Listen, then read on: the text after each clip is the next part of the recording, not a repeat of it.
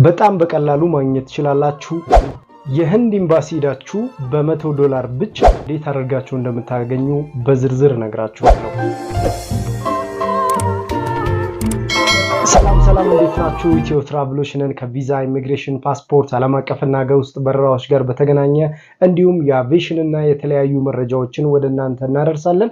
ዛሬ ደግሞ በርካቶች ሲጠይቁ የነበረ እንዴት አድርገን ትራቭል ሂስትሪያችንን በቀላሉ ማስተካከል እንችላለን ወይንም ደግሞ ለትራቭል ሂስትሪ ለሚሆኑ በቀላሉ በትንሽ ብር ልናገኛቸው የምንችላቸውን ቪዛ ከዚህ በፊት ጠቁመን ብላችሁ ጠቁሚያችሁ ነበረ። አሁን ደግሞ ምናልባት ከ$100 ባነሰ ዋጋ የህንድ ቪዛ እንዴት አድርጋችሁ እንደምታስተካክሉ ባንክ ስቴትመንታችሁን እንዴት አድርጋችሁ እንደምታደራጁ ሙሉ በሙሉ ስለ ህንድ ዛሬ እናወራለን ማለት ነው።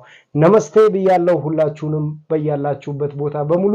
እንግዲህ የህንድ ቪዛ እንዴት አድርጋችሁ ማስተካከል የ$100 ባልሞላ የቪዛ ክፍያችሁን እንዴት አድርጋችሁ አስተካክላችሁ የህንድ ቪዛ ፓስፖርታችሁ ላይ እንደምታስመቱ ምናልባትም ደግሞ የህንድ ጉዟችሁን አጠቃላይ ምን ያህል እንደሚፈጅባችሁ በዝርዝር እነግራችኋለሁ ማለት ነው። ከናንተ የሚያስፈልገው ላይክ ማድረግ ነው። ሼር አድርጉት ለሌሎች እንዲደርስ ማለት ነው። ሐሳብ፣ አስተያየት፣ ጥያቄ ካለ ኮሜንት ላይ አስቀምጡልኝ፣ አይዋለው። እንድታውቁት የምትፈልጉት የቪዛ፣ የኤምባሲ፣ የአቪዬሽን አጠቃላይ ከኢትዮጵያ አየር መንገድ ጋር በተገናኘ መረጃዎችን የምትፈልጉ ከሆነ ኮሜንት ላይ አስቀምጡልኝ። ለእናንተ ጥያቄዎች መልስ ይሆናሉ ብዬ የማስባቸውን ወይንም ደግሞ ለእናንተ ጥያቄዎች መልስ ይሆናሉ ብዬ የማስባቸውን ወደ እናንተ አደርሳለሁ ማለት ነው።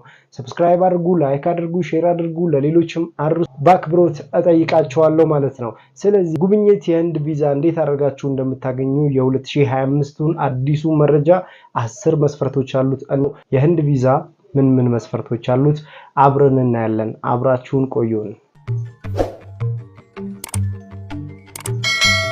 አብዛኛው ጊዜ የህንድና ቻይና፣ ሲንጋፖር፣ ሌሎችም ታይላንድ አካባቢ ቱርክን ጨምሮ ማለት ነው ዱባይ ጨምሮ እንዲሁም እነዚህ ሀገራቶች ላይ የቪዛ መጠየቆችን እንዴት አድርጋችሁ እንደምታሟሉ ከዚህ በፊት የተለያዩ ቪዲዮዎችን ሰርቼላችኋለሁ። ዛሬ ግን በርካታ ጊዜ ስትጠይቁ የነበረ በህክምናም በስራም በተለያዩ መንገዶች ወደ ህንድ ሄዳችሁ መታከምም ወይንም ደግሞ ለጉብኝትም ለትራቭል ሂስትሪያችሁም እንዲሁም ለተለያዩ ቢዝነሶችም ወደ ህንድ ይኬዳል በተለያዩ አማራጮች እና ህንድ እንዴት ነው መሄድ የምንችለው? እንዴት አድርገን ቪዛውን ማግኘት እንችላለን? ስንት ነው ቪዛው? ህንድ ውድ ይመስለናል፣ ነገር ግን አይደለም። እንዳትሳሳቱ፣ ከ$100 ባነሰ ዋጋ የህንድ ቪዛ ታገኛላችሁ። አንዳንዴ ከ$25 እስከ $100 በዚህ መሃል ውስጥ ዲፔንድ ነው። ስለዚህ በዚህ መሃል ውስጥ ከፍላችሁ የህንድ ቪዛ ማግኘት ትችላላችሁ ማለት ነው በቀላሉ።